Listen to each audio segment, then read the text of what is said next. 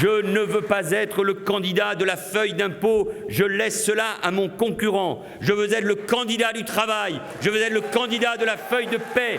Et j'ajoute que je préfère être le candidat qui a une feuille de route, qui est claire, qui est sérieuse et qui propose un avenir aux Français.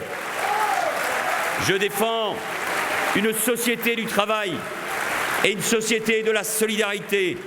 Les deux sont étroitement liés.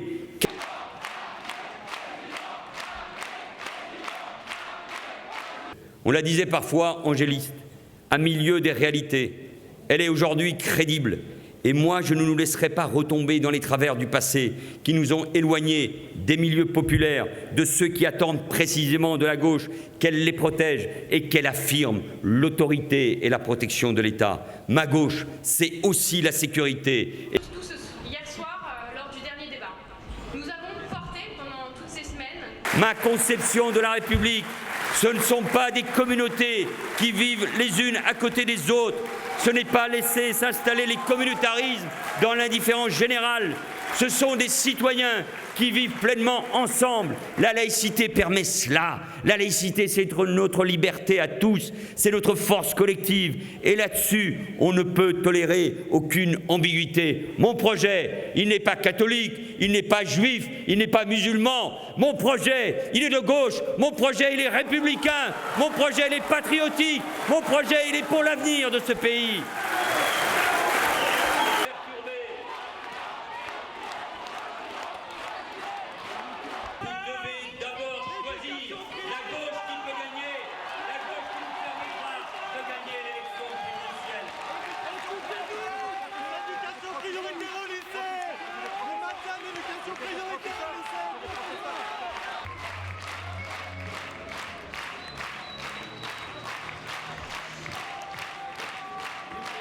Et quand il dit « je ne veux pas être le candidat de la feuille d'impôt, mais je veux être celui de la feuille de paye et surtout de la feuille de route », je pense que ça parle à beaucoup de gens. Et si vous regardez ceux qui ont voté pour lui, il y a beaucoup de gens qui viennent des milieux populaires parce qu'ils savent ce qu'ils vivent, ils savent les réformes qu'il faut faire. Et il ne faut pas avoir peur quand on est de gauche d'être progressiste dans tous les sens.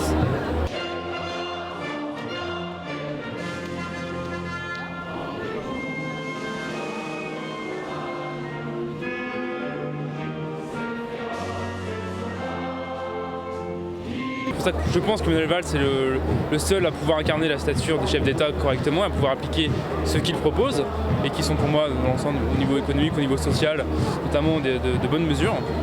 Je pense qu'il faut vraiment appuyer là-dessus, montrer que vraiment c'est le candidat, le meilleur choix pour la gauche possible et que c'est le meilleur choix pour gagner également les présidentielles en avril et en mai prochain.